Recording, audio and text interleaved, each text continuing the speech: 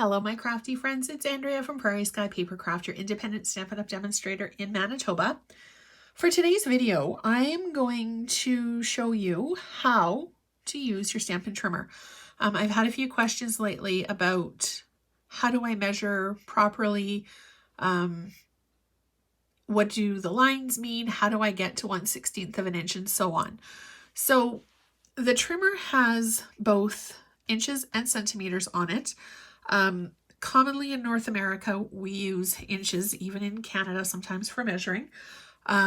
So that's what I'm going to be working in, but the principles transfer over. The centimeters and millimeters aren't really as finite. Centimeters is fairly straightforward. There's 10 millimeters in a centimeter, and commonly you don't do fractions of a millimeter because a millimeter is pretty small. So I'm going to turn our trimmer. Now, if you have one, or if you've been thinking about getting one, you probably know that it's got two blades.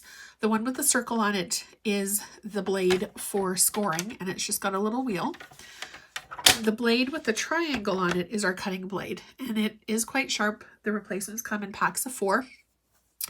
And you'll be able to tell when your blade needs to be replaced because it starts to tear the paper more than slice through the paper, and it's also a little bit harder to push through. So commonly when you're making a card, your dimensions are 4 1/4 by 5 1/2, but sometimes you need to get smaller and smaller, especially if you are doing fancy folds, or if you're doing a 3D project, you might need to get into the smaller dimensions. So I'm going to bring the camera down a bit so that you can see the top line. And we're just going to work with between the 1 and the 2. Okay, so the 1/4 inch are the long lines here. I'm just going to grab a pen. Whoops. So the 1/4 inches are 1, 2, 3, 4. When you're making mats in that, you normally go 1/4 inch shorter. So it would be 4 1/4 by 5 1/2 down to 4 by 5 1/4 and so on. But there are times that you are going to need to do smaller fractions. I recently did a card with a class that we had to go down into an 1/8. So the 1/8 are halfway between the 1/4 marks. So here's our 1/4. This would be 1/8. So you've got 1, 2, 3, 4, 5, 6, 7, 8. Makes sense. And then the smallest hash mark is 1/16. So very rarely do I make cards where I need to go down to a 1/16 of an inch, but sometimes, you're making a card and you just need that little bit of a border around it, just to kind of give it some pop or some dimension. So that's when I might do a 1/16 of an inch. Now I'm going to show you with a few different colors of cardstock. We're going to start with the white. So we've got 4 1/4. So you line it up on the 1/4 inch mark. So there's our 4. So I'm going to do one long line past 4 1/4, move it up, and then back down. And then I'm going to turn my page in 5 1/2, 2 1/4 lines, and then I'm going to move it up. Now, I thought I had, you know what, we'll use this paper. So I'm going to do a mat now with this paper. So I need 5 1/4. So I'm going to line it up on my 1/4 line, up and down. When you cut from the bottom to the top, it makes sure that your paper is not going to move. If you go bottom to top and something's not quite right, or there's a ridge, you can move your paper down by accident, and then you won't get a smooth cut. And then I'm just going to line it up on the 4 inch bottom to top. And I'm going to move the camera back up just a bit. There we go. All right, so we've got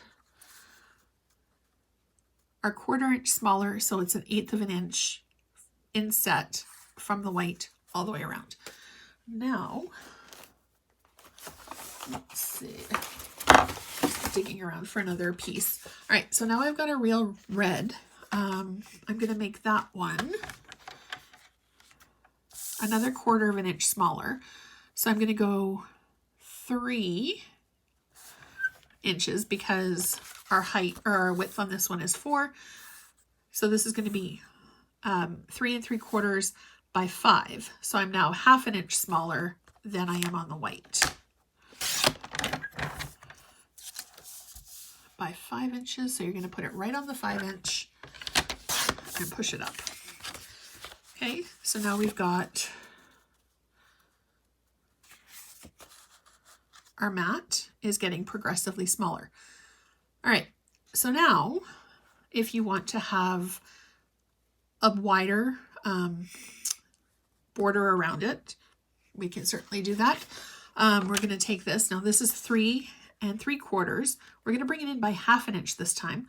So 1/2 an inch, we would do 3 1/4 by 4 1/2. So there's our 3. The 1/4 is the long line. Put this out of the way.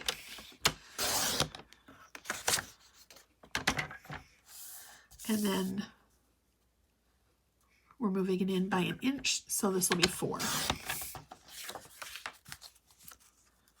So then, I think I mismeasured that. Let's try that again. So 3 3/4, 3 1/4 by,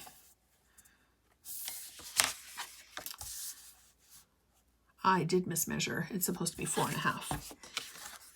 Not a big deal. Okay, so 4 1/2. I'll just save that piece for something else. Okay, so 4 1/2.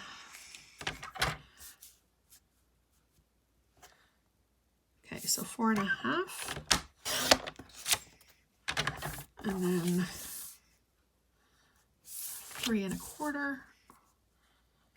Usually when I'm writing my measurements, or when I'm cutting something that's an unusual measurement, I will write it down to the side so that I don't forget it. All right, so now we've got a 1/4 of an inch smaller. Oops. A 1/4 of an inch smaller. And then 1/2 an inch smaller. I actually really like this color combination. And then if you wanted to, you could do another layer with the white and do your sentiment inside of that. So let's go ahead and do that. But this time we're going to do it just a 1/4 of an inch smaller so you can see what that looks like. So 4 1/2, we're going to do 4 and so there's our 4 1/2. I want to do it 1/8 of an inch smaller. So we're going to do 1 2 3/8. So 4 3/8.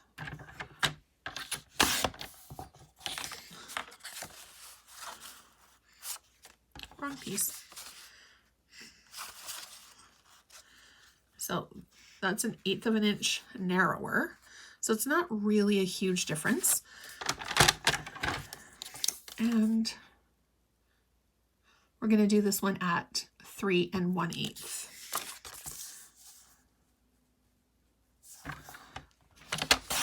All right, now we're done with the trimmer. We're going to put our card together. Now I just picked random numbers just to show you what it looks like when they go together. I'm going to grab my adhesive and we're going to do some assembly.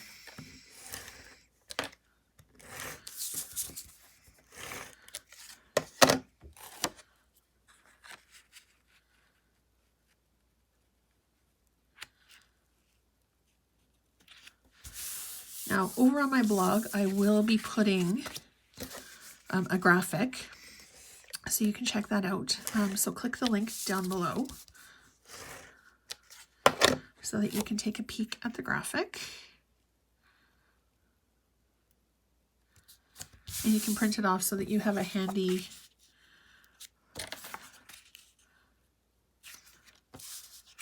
measuring tool in your craft room. It took me a while to get a handle on 8ths and 16ths. I still do need to think about it quite a bit and actually count a couple of times before I do any trimming. You know, the old saying, measure twice, cut once. So much easier. But the good thing with paper is if you make a mistake, all you need to do is put it aside and use it on another project for a different day. All right. So there are our layers.